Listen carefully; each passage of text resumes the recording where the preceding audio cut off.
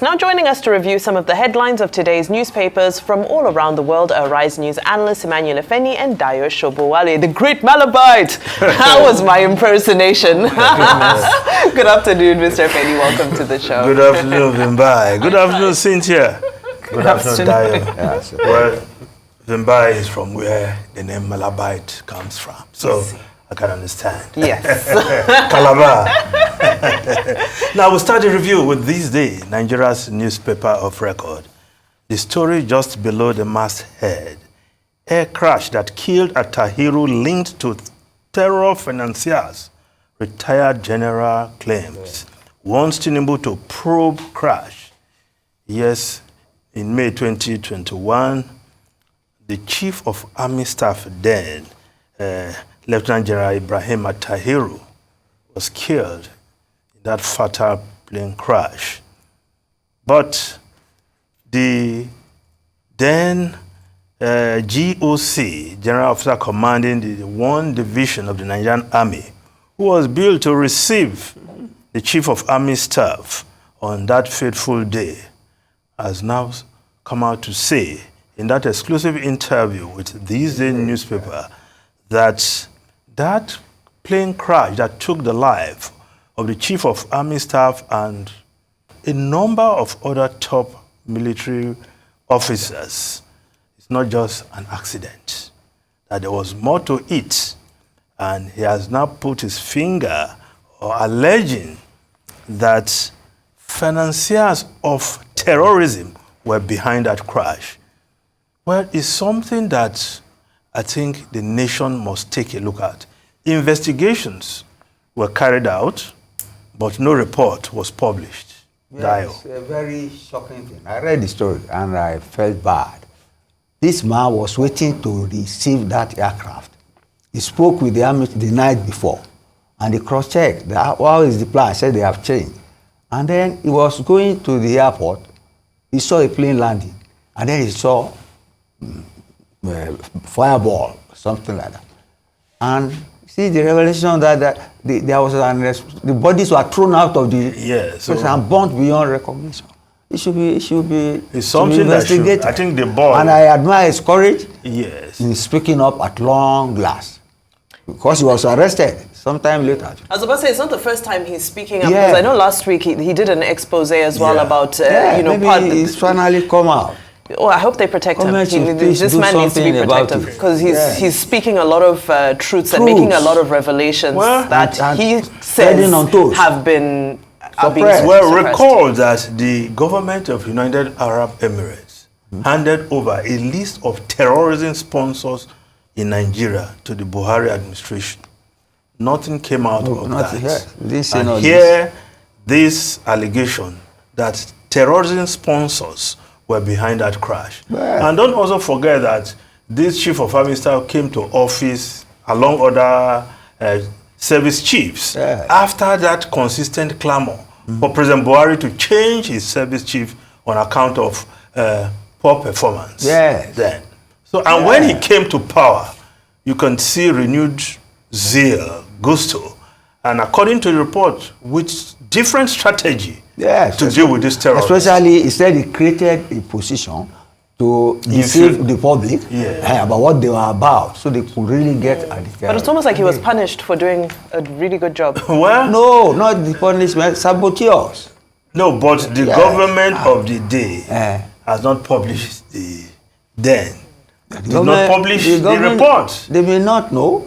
No, but this guy is an insider. No, there was an investigation. At least, let's see what that investigation found out. This government can rake up that. So, I think the ball is now in the court of government. The government of President Bola Ahmed Tinubu, because no serious nation will gloss over this kind of allegation. Because we're still dealing with terrorism, banditry, especially now, and all the... We can learn from this. Yes. If we investigate. Okay.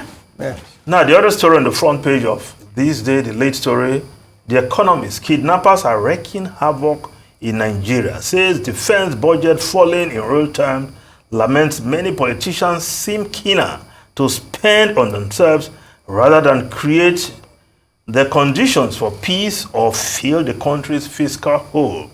Federal government, a lot has been done that goes unreported. A lot more in the works to tackle insecurity. Well, The Economist, the British magazine, writing an editorial on what we report and analyze every day. There's nothing new there. Yeah, so if... we have a more vibrant press reminding this government of its inadequacies on a daily basis. Yeah, so if a foreign magazine is also adding its voice... That was in those days. Yes. Not now. But there are even better magazines here than them. You are dismissing their... I dismiss because that's what we do here. Every day. Okay. So you can't tell us that. So I will rest on that your conclusion. Sam. You have nothing to learn from them. Now let's look at other stories. Yes, the Punch newspaper reporting kidnapping epidemic, banks enabling rapid growth of abduction industry. Experts, Nigerians demand more from Tinubu security chiefs. Abuja family confirms ransom payment. Now, of course, this story.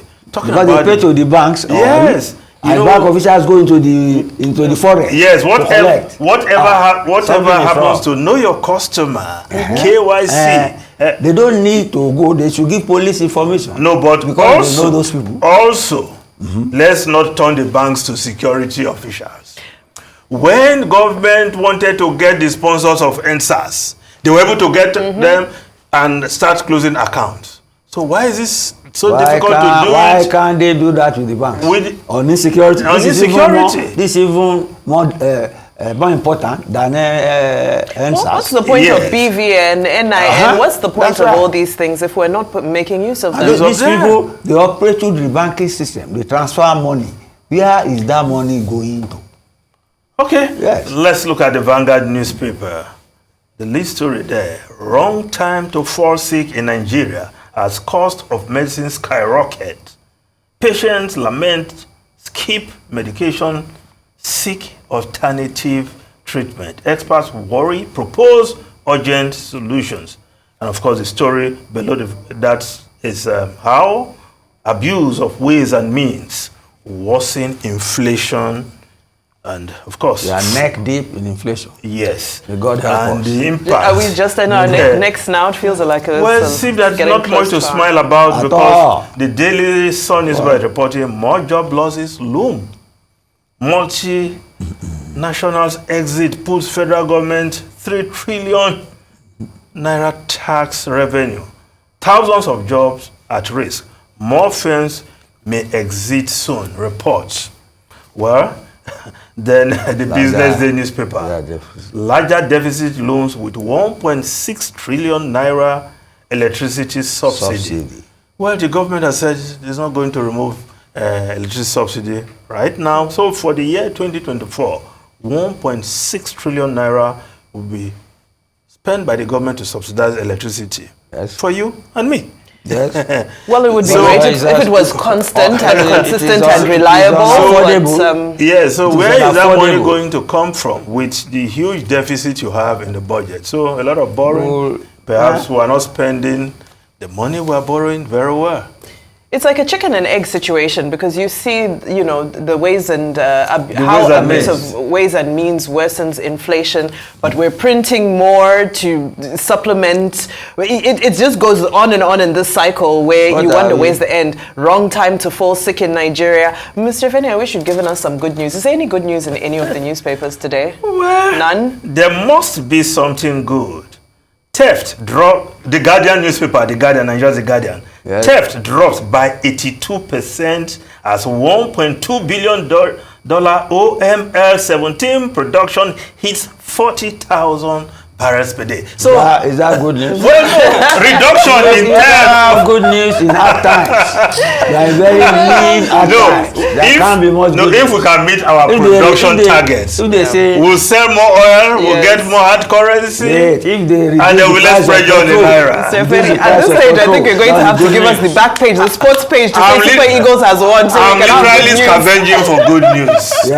Back page, Super Eagles will give us good news. The Super Eagles will play today, and and we just hope they will win, They and will we'll all win. be happy, at They least will in be win. the meantime. See, They will be win. like the Arsenal Sure. supporters who did Thanksgiving. Yes, I'm Arsenal. I'm very, very happy. Yes. Mighty Arsenal. You're very red. Are you a Man U Right. supporter? I'm waiting for good news. But thank you both, of course. Thank you, gentlemen. The Rise News analyst, Mr. Emmanuel Efeni, Mr. Dayo Shobali. Thank you for joining us here on Newsday. Right.